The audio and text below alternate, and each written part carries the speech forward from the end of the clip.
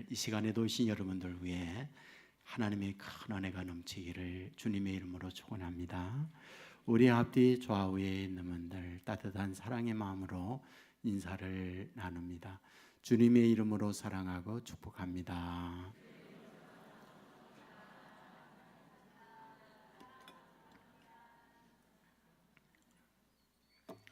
네, 감사합니다.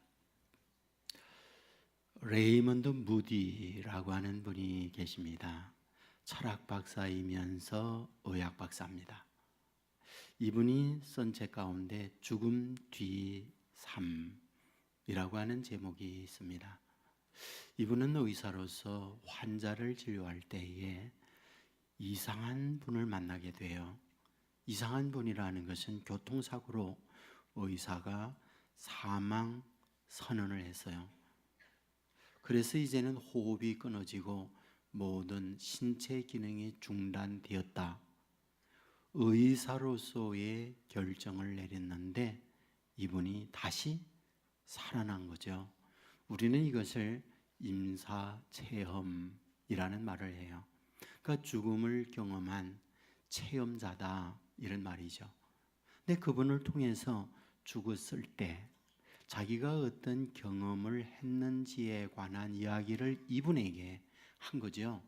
근데 그 이후에 150여 명의 사람들, 동일한 사람들을 만나게 됩니다. 그래서 죽음을 경험한 사람들의 이야기를 들으면서 공통점이 있다는 것을 알게 됩니다. 그것을 정리해서 낸 책이 이거였어요. 그러면 공통점이란 무엇일까? 그것은 의사가 사망 선언을 하는 걸 당사자는 들었고 보고 있다. 이게 모두의 공통점이었어요. 그리고 자기 몸에서 소위 자기와 분리되는, 자기 몸에서 자기가 떠나는 이것을 본 거예요. 그리고는 캄캄한 터널, 긴 터널을 여행을 하게 된 거죠. 그 여행이 끝나고 나아갔더니 광명한, 그야말로 해와 비교할 수 없는 휘황찬란한 세계에 진입하게 되어졌다. 그런 얘기입니다. 그런데 그곳에서 아주 광명하게 빛나는 그 무엇이 자기에게 묻더라는 거죠. 내가 나를 사랑하느냐? 그것은 150명이 동일했다는 거예요. 그래서 그들이 말하기를 사랑합니다 라고 했더니 이어서 하는 말, 내가 나를 사랑한다면 내가 아직 해야 할 일이 남았느니라. 그리고는 다시 살게 해서 살아났다는 거죠. 그런데 놀라운 일이 있어요. 이후 그들의 인생이 완전히 바뀌게 된 거예요. 첫째로는 전과 삶이 달라졌어요. 어떻게? 은행 심사가 그런 경험을 하기 전과는 확연하게 다르게 모든 부분에 본이 되는 삶을 사는 사람이 된 거예요. 소위 BC와 AD로 어떠한 시대를 구분하듯 옛 사람은 지나가고 새 사람이 되었다고 하는 것처럼 새로운 인생으로 그들의 삶이 바뀌어졌더라. 이것이 첫째, 그들의 변화된 모습이었고, 두 번째입니다. 그것은 자기가 주위에 만나는 사람들에게 자기의 경험적 이야기를 열심히 하더라는 거예요. 나 이런 경험이 있었다고. 여러분, 우리가 살아가면서 남다른 어떤 체험을 가지고 있을 때 우리는 그것을 남들에게 말하고 싶은 그런 생각을 갖게 돼요. 저희 외삼촌이 맹호부대로 월남전에 참전을 했었어요.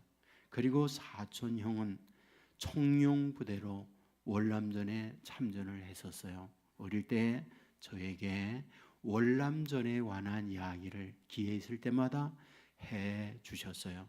지금도 잊혀지지 않는 한 대목이 있습니다. 전쟁이 치열할 때 저의 형은 81mm 박격포 사수였다고 해요. 총탄이 빗발치고 있을 때 옆에 있는 전우들이 정말 많이 피 흘리며 절규하며 죽어갔어요. 그때 자기는 믿음이 없는 교회에 가끔 나가는 그런 사람이었는데 그때처럼 절절한 기도를 한 적은 없었다, 이렇게 얘기해요. 살려달라고, 정말 절규하면서 살려달라고 애원했었다고. 그래서 자기는 구사일쟁으로 살아왔노라고 이렇게 말을 하는 거예요. 여러분, 저는 여기까지 살아오면서 깨닫는 게 하나 있어요. 누구나 다 사연이 있다는 것. 누구나 다 남들이 모르는, 나만이 갖고 있는 인생의 스토리가 있다는 것. 여러분, 그 스토리에 대하여 기회 있을 때 가까운 사람에게 말하고 싶어 해요. 저는 목사입니다. 여러분이 경험하지 못한 목사로의 경험이 저에겐 있죠. 그런 것들을 제 후배나 주위의 동료들에게 기회 있을 때 말하고파 해요. 그때 내가 이런 경험을 가졌노라, 이거 말이죠. 성경이란 무엇일까요? 바로 인생 스토리를 기록하고 있는 내용이 성경이에요. 여러분, 오늘 본문은 무엇일까요? 그 스토리 가운데에 한 단면을 말씀하는 것이 본문이죠. 등장하는 인물이 있습니다. 혈루증 환자입니다. 여러분, 혈루증이란 어떤 병일까요? 쉽게 이해할 수 있는 병이란 하혈하는 병, 여자들이 하혈할 때에 나타나는 그런 병, 이것이 혈루증이에요. 여러분, 혈루증을 앓는다, 그 말은 당시 율법의 규정에 의해서 사람들과 격리된 삶을 살아야 했어요. 공동체에서 더불어 살지 못해요. 왜? 하혈하면 부정하다. 부정한 사람은 정상적 사람과 어울려 지낼 수 없다. 이것이 하혈병 앓는 사람들에게 내리는 율법의 규정입니다. 여러분, 그렇다면 무엇일까요? 가족들과 격리된, 어쩌면 외로이 병을 앓으면서 지내하는 삶이 이 여인의 현재의 인생이라 말씀할 수 있는 거죠. 여러분, 하루를 앓는 게 아니에요. 한 달을 앓는 게 아니에요. 1년을 앓는 게 아니에요. 본문은 12년을 그렇게 앓았다고 말을 하는 거예요. 여러분, 12년을 그렇게 긴 병을 앓는다, 무슨 뜻일까요? 우리는 이런 말을 알잖아요. 긴 병에 효자 없다. 여러분, 처음에 병 났을 때에 가족들은 염려해요. 그리고 병원에, 그리고 좋은 약에 이런저런 소개를 받으면서 치유를 위한 노력을 기울이지만, 그러나 하루, 그리고 한 달, 1년, 10년이 지나가면서 병은 낫지 아니하고 악화되어 갈 때 사람들의 생각이 무엇입니까? 이것은 현대의술로 고칠 수 없어. 이거는 난치병이야. 그렇게 앓다가 눈을 감는 거야 라는 결정, 이 단계까지 이르게 된다면 아무리 가까운 가족이라도 앞에서는 위로, 격려, 동정을 하지만 돌아서서는 하나님, 고치지 못할 바에는 빨리 데려가는 게 낫습니다. 본인도 괴롭고 가족도 힘이 듭니다. 이 단계에 이르는 것이 김병의 상황입니다. 자, 그렇다면 오늘 본문에 등장하고 있는 12년 동안 혈루증으로 앓는 이 가정, 이 여인의 현재는 무엇입니까? 바로 그런 현실에 놓여 있다는 것. 본문은 이렇게 말해요.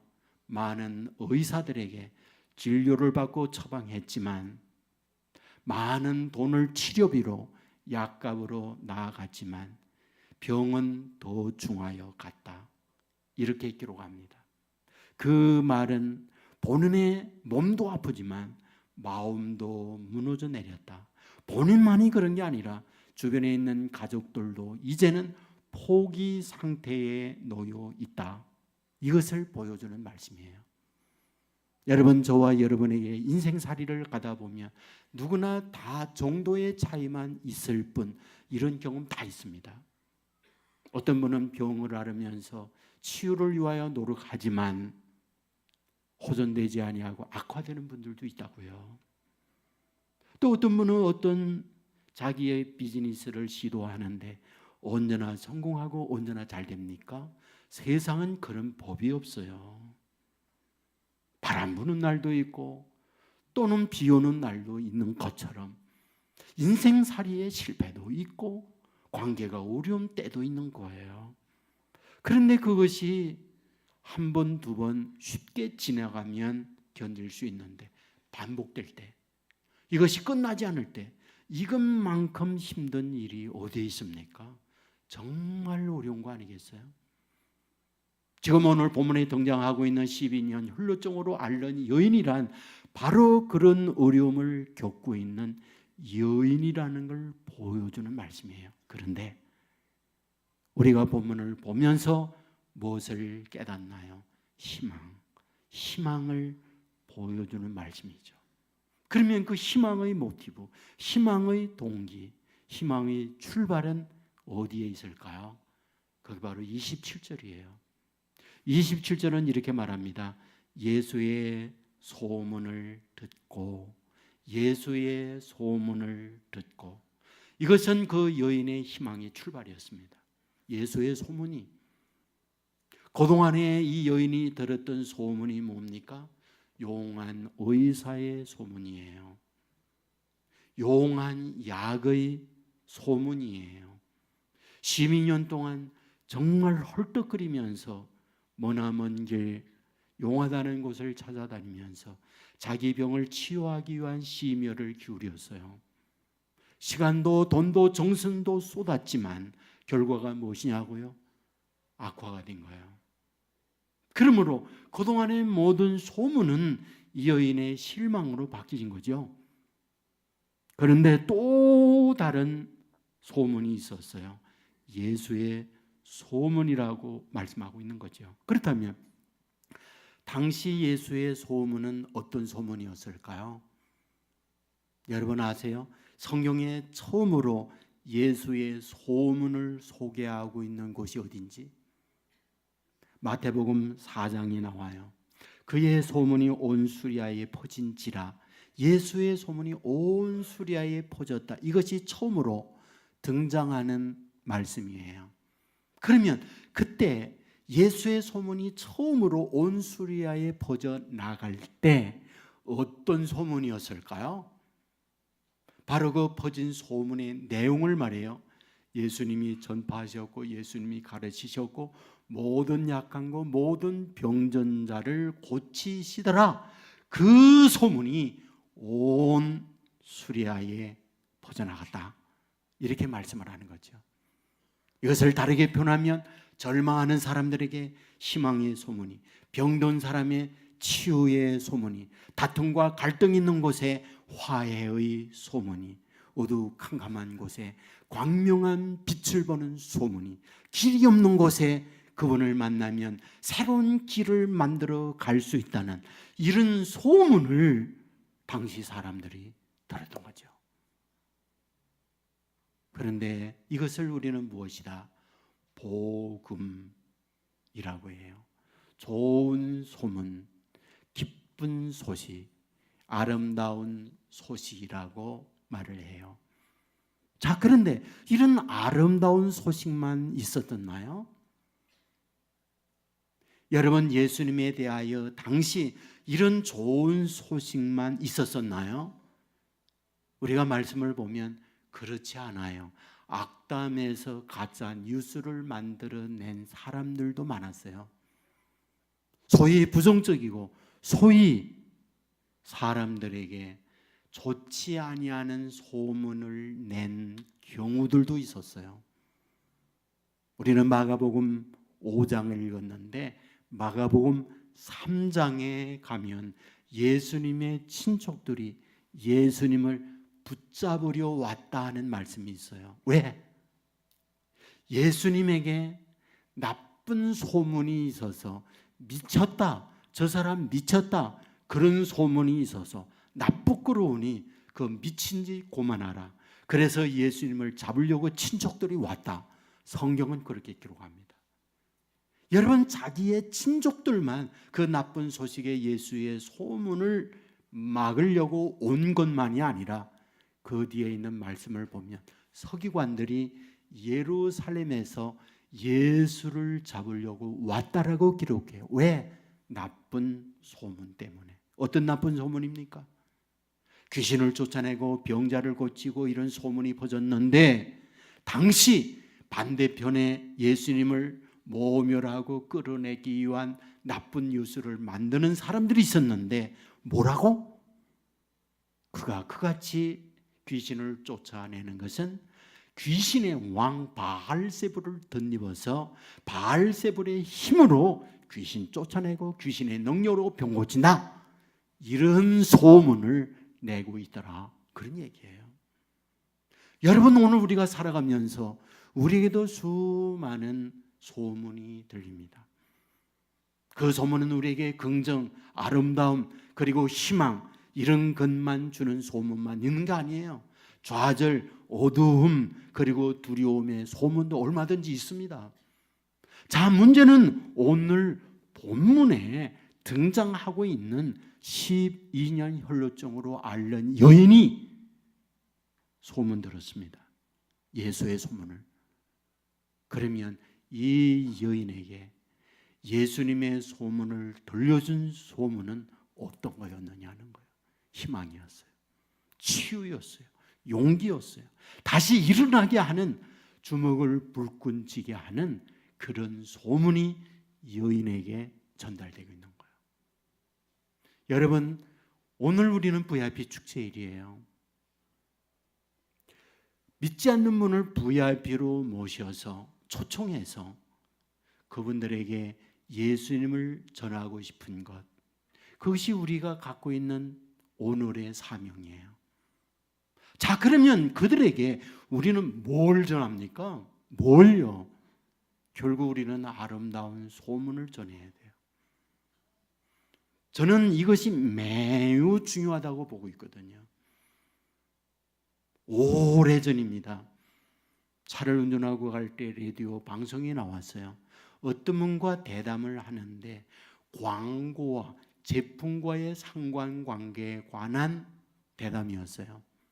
사람들은 어떤 제품에 대하여 구입을 할 때 광고를 듣고 그 광고에 누가 등장을 해서 그 상품을 광고하느냐, 광고의 모델을 보면서 상품을 구입하여 그 상품의 생산성이나 판매량을 증가시키는 이런 일들을 이야기해요. 그런데 전혀 광고하지 않는데 광고하고 있는 동일한 상품에 비하여 엄청난 판매량이 있다라는 거예요.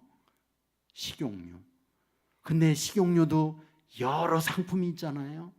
제가 알고 있는 건 해피밖에 몰라요. 자, 그런데 이 회사 저 회사에서 똑같이 식용유를 만드는데 문제는 상품 광고하는 식용유보다 광고하지 않는 식용유가 더 많이 팔린다. 대담을 합니다. 그러면 도대체 무엇이 이런 결과를 가져오게 되느냐는 거예요. 전문가들의 대담이에요. 그건 이런 얘기를 해요. 사실 그 상품 광고를 하지 않지만 상품 광고를 하는 분이 있어요. 누굽니까? 주부입니다 그러더라고요. 주부들이 실제 이 식용유 저 식용유를 사용해 보고 광고하지 않지만 이 제품이 좋다. 그러니까 옆에 있는 갑순네 엄마에게, 옆에 있는 순이 엄마에게 이야기하더라는 거예요. 그래서 이런 것을 통해서 엄청난 판매량이 늘어나고 있더라, 그 얘기예요. 여러분, 구술에 의한 것, 믿을 만한 사람이 내가 사용하는 화장품이 이거야, 좋아, 반드시 그거 삽니다. 그러니까 내가 알고 있는 어떤 좋은 정보, 좋은 소문을 내 가까운 사람에게 전달하는가 너무 중요해요. 여러분, 전 개인적으로 우리 교회에 갖고 있는 사역의 방향, 꿈이 있어요. 그것은 DNA 사역의 하나입니다. DNA라고 하는 건 유전자, 일반적으로 그걸 말하지만 교회에서 하고 있는 DNA라고 하는 Disciple Nations Alliance라는 말이에요. 그러니까 일반적으로 제자화할 때는 퍼스널, 개인에 대한 제자화예요. 그런데 네이션, 국가나 어떤 공동체, 이것을 제자화하는 것, 그의 DNA예요. 그러면 그 DNA를 어떤 방법으로 이루어낼 것인가 하는 거예요. 제가 좋아하는 그 말씀과 연결되어 있는 성경이 씨 뿌리는 비유입니다. 여러분, 씨 뿌리는 비유 잘 알잖아요. 길가에도 뿌려지고 돌밭에도 뿌려지고 가시밭에도 뿌려집니다. 문제는 열매가 없잖아요. 그런데 좋은 밭에 뿌려졌을 때 30배, 60배, 100배의 열매를 거두어요. 여러분, 우리가 주위에 있는 사람들이 마음밭이 돌밭이에요, 길밭이에요, 가시밭이에요. 열심히 교회 소개하고 열심히 예수님을 소개한다 할지라도 그곳에 말씀의 씨앗이 뿌려졌는데 교회에 대하여 또 예수님에 대하여 길밭이에요, 가시밭이에요, 돌밭이에요. 열매 못 맺어요. 그런데 그들의 마음밭이 옥토이면 그 밭에 뿌려진 씨앗은 30배, 60배, 100배 열매를 거둡니다. 그러므로 DNA 사역은 무엇이냐? 주위에 옥토화하는 작업. 주위를 어떻게 좋은 밭으로 만드느냐. 그 좋은 밭이 될 때 비로소 말씀의 씨앗이 발아요, 꽃이 피어요, 열매 맺습니다. 그것이 교회가 지금까지 왔던 우리 교회의 방향성, 중요한 한 사역의 모습이에요. 저는 그런 것들이 우리 교회에 이만큼 여기까지 온 열매라고 저는 봐요. 오늘도 2부 예배 후 새가족이 와서 면담을 했어요. 저는 면담을 할 때 꼭 빼놓지 않고 묻는 질문이 있습니다. 우리 교회에 알고 있는 분이 계세요? 왜? 교회에 그냥 올 수 있는 게 아니라 누가 소개해서 오는 거잖아요. 누가 소개해서 왔습니다. 많은 경우는 그렇죠. 그런데 스스로 왔습니다 하는 분들도 있거든요. 그러면 어떻게 스스로 오게 됐나요? 그러면 자기 사연을 얘기해요. 그런데 그 중에 두 케이스 말씀을 드리면, 한 분은 차량을 운전을 하는데 많은 분이 탑승하잖아요. 그러면 차 안에서 이야기합니다. 자기 비즈니스 얘기하고 가족 이야기하고 전화도 받고, 그런데 교인들도 타요. 그래서 교회에 대한 이야기합니다. 근데 교회에 대한 이야기하면 언제나 긍정적이고 언제나 아름답고 좋은 이야기만 하는 거는 아니잖아요. 때로는 씹는 이야기도 하잖아요. 그런데 놀라운 사실은 늘 좋은 이야기를 하는 분을 태운다는 거예요. 그래서 물어본답니다. 어디 교회 다니세요? 그러면 온 세계 교회 다녀요. 그런다는 거예요. 근데 어쩌다가 한 분 만나는 게 아니라 그런 온 세계 교인들을 여러 번 만났다는 거예요. 그래서 이 교회가 어떤 교회인가 오고파 해서 오게 됐다는 거예요. 지금도 계세요. 옥토가 되는 거잖아요. 옥토. 예? 여러분, 이 근처에 지금은 이제 문을 닫았는데 보리밥 뷔페집이 있잖아요. 이 대로 옆에. 보리밥 뷔페에 목사님들 모임이 있어서 식사를 원로 목사님이 하셨다고 그래요. 근데 옆에 또 한 무리가 모여서 식사하면서 교회 자랑을 그렇게 많이 했대요. 그래서 목사님들은 목사님들끼리 말씀을 나누지만 귀는 그 안테나가 교회에 이야기하는데 이렇게 관심을 갖고 들은 거예요. 식사가 끝나고 난 이후 그 그런 교회가 어디냐고 물었답니다. 그래서 이 근처에 온세계 교회가 있다고 소개를 했는데 그 다음 주 그 사모님과 함께 우리 교회에 오셨어요.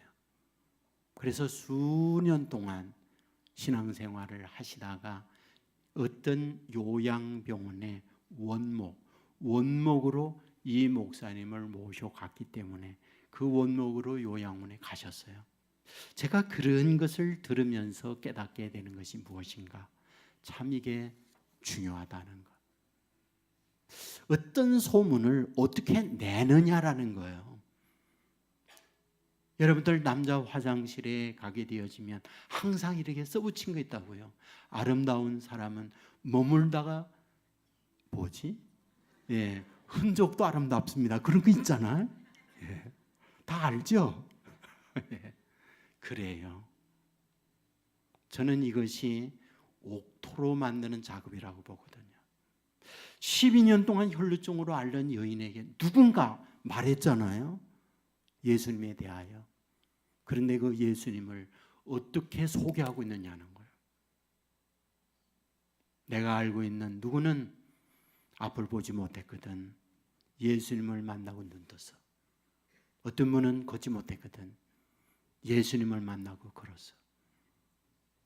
정말 의사가 전혀 손 못 대는 난치병 예수님 만났더니 멀쩡하게 건강을 회복했어. 여러분, 이 여인의 마음속에 사모함이 있는 거예요. 사모함.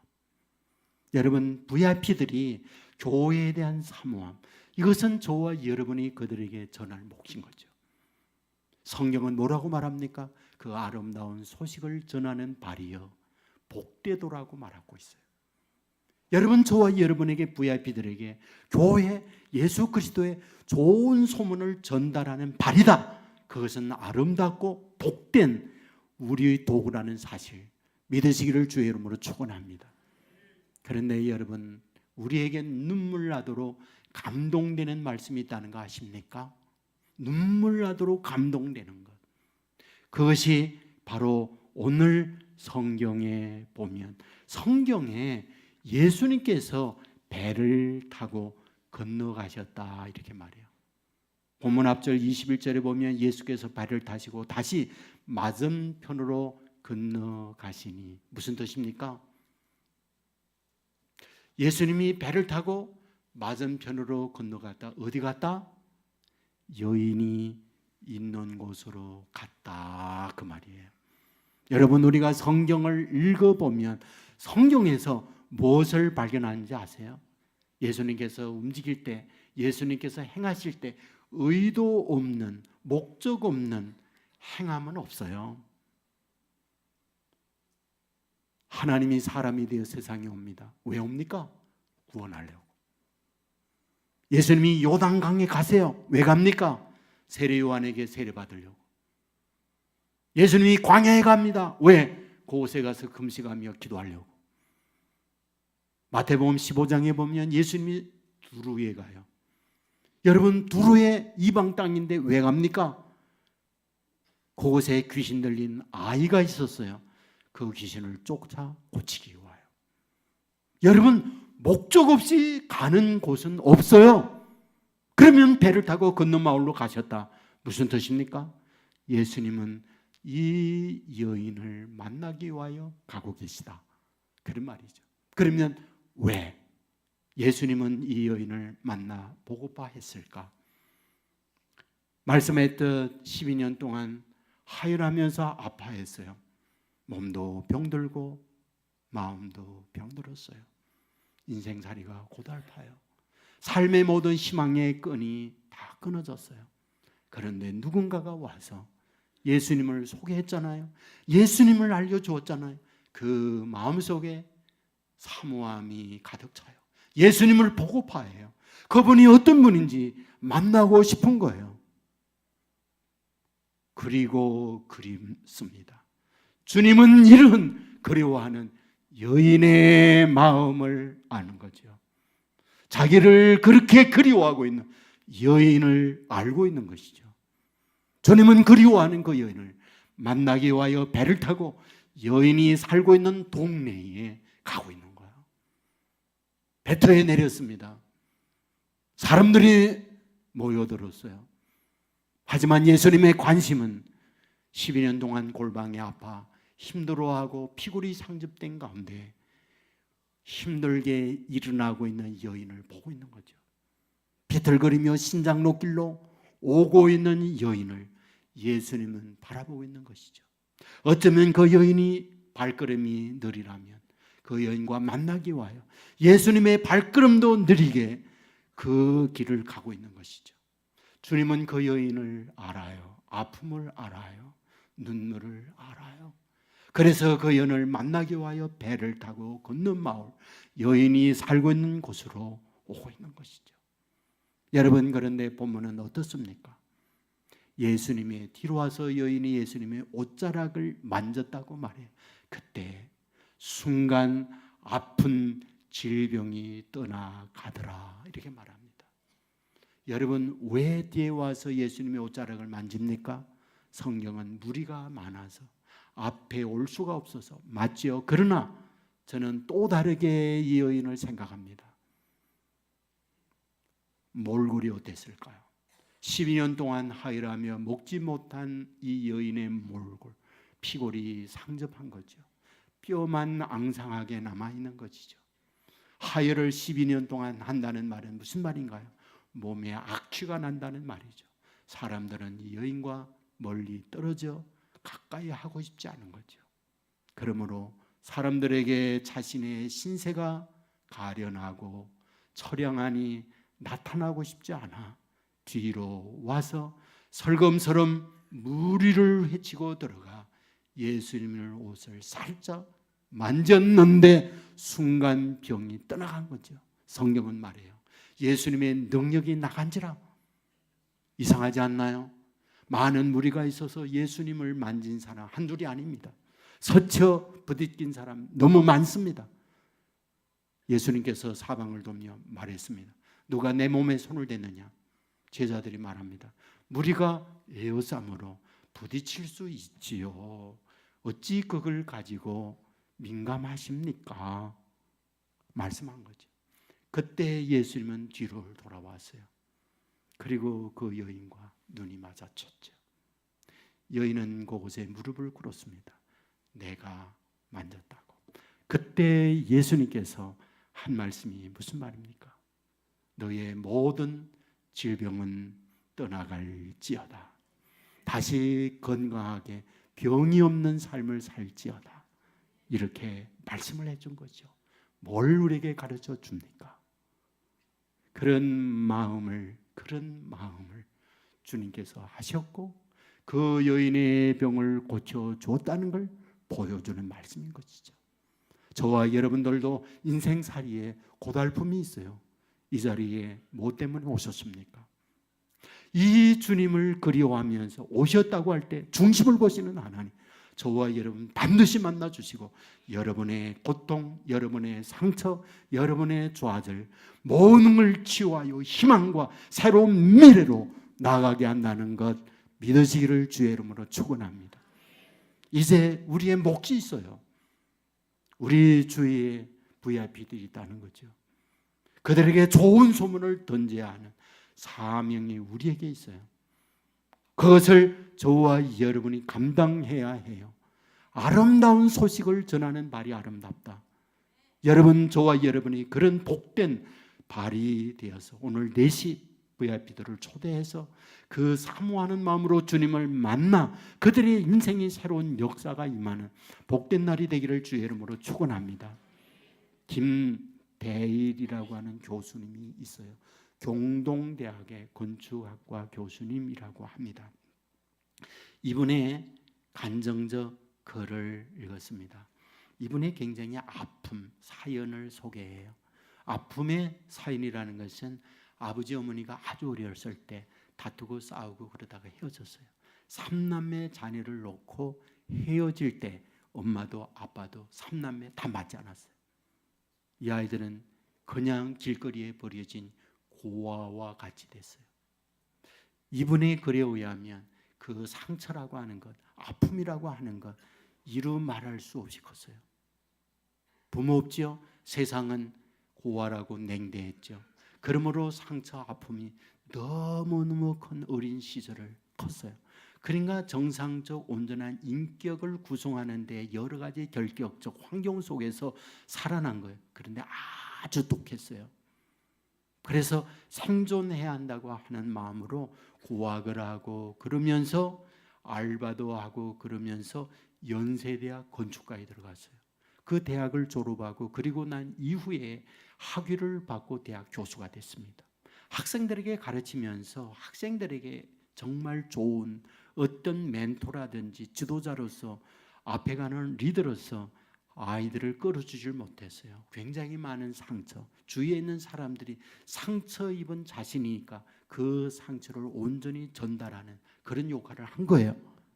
그런데 어느 날 주위에 있는 분들이 이분에게 전도를 하게 됐는데 예수님의 좋은 소문을 이분이 듣습니다. 그리고 제일 먼저 교회를 간 게 아니고 기도 모임에 갔다고 해요. 근데 그 기도 모임에 참석을 했을 그때 찬양하고 기도를 하는데 이분이 이렇게 말을 해요. 눈을 감았는데 어디선가 자기의 귀에 들려오더래요. 뭐라고? 아들아, 다 안다 그러더래요. 아들아, 다 안다 그러더래요. 자기는 자기 혼자 살았거든요. 지금까지 오면서 자기의 아픈 과거 아는 사람이 없었거든요. 그 쓰라린 눈물 아무도 모르거든요. 수많은 문제 앞에 좌절하고 분노 속에서 괴로웠던 지난날, 그리고 냉대 속에서 분노 속에서 그 증오에 들끓던 그 아픔들, 그 누구도 모르거든요. 그런데 처음으로 그 들려오는 음성은 내가 다 안다 그러더래요. 그리고 하는 말 너무나 힘들었지. 그리고 한 번도 나는 내 곁을 떠난 적이 없거든. 그리고는 처음으로 엄마가 울고 있는 아이를 품어주듯 그런 것을 느꼈다는 거예요. 거대한 따뜻한 포근함으로 자기를 꼭 안아주더라는 거예요. 자기는 평생 처음으로 자기를 이해했고 자기를 알아주는 것을 정말 처음으로 그때 느꼈다는 거예요. 그날 정말 부끄러움 없이 수많은 어른들이 있는 그 앞에서 통곡을 하면서 울었다는 거예요. 그리고 난 이후 컴퓨터의 스케치를 통해서 그림, 그때 자기를 안아준 그림을 그리기 시작했는데 그 그림을 4,000여 점을 그렸더라고요. 주로 품는 그림이에요. 근데 많은 분들이 이 그림을 보면서 위로, 치유, 소망을 얻는 사람들이 많이 있다라고 쓰고 있어요. 여러분 정말 누군가 좋은 소문을 전해서 이 주님을 만날 수 있기만 한다면 인생은 달라집니다. 새로운 미래로 나아갈 수 있는 출발이 되는 거죠. VIP 초청 주일이란 그런 날이거든요. 말씀을 맺겠습니다. 먼저 우리의 마음이 주님을 만나는 그런 아름다운 마음을 갖는 저와 여러분 되기를 주의 이름으로 축원합니다. 늘상 마음에 주님을 향한 간절한 사모함을 가지세요. 이 여인이 가졌던 것처럼 주님은 그 여인을 알았거든요. 그래서 이 여인 만나려고 배 타고 건너마을로 오는 거거든요. 여러분 누군가가 그 말을 전했기 때문에 알은 거잖아요. 이제 우리는 VIP들에게 그 말을 전하는 역할, 그거 우리가 할 일이잖아요. 여러분 그러므로 그것을 전할 때 우리를 향하여 내 발이 아름답고 복되다고 얘기해요. 우리가 그 아름다운 소식을 그들에게 전달하여 아름다운 소식을 듣고 와서 예수님을 만난다고 하면 여인이 질병이 치유된 것처럼 그들에게도 몸도 마음도 치유되는 역사가 나타나게 된다는 것 믿으시기를 주의 이름으로 축원합니다. 관계가 어렵고 삶의 좌절이 있을 때 예수님을 만나면 일어날 희망을 가질 수 있잖아요. 환경은 그대로 있지만 그 환경을 딛고 일어나는 용맹과 그리고 담대함을 얻을 수 있잖아요. 이것이 얼마나 큰 축복이에요. 오늘 저와 여러분을 통해서 이런 역사가 임하기를 주님의 이름으로 축원합니다. 우리 모두 자리에서 일어나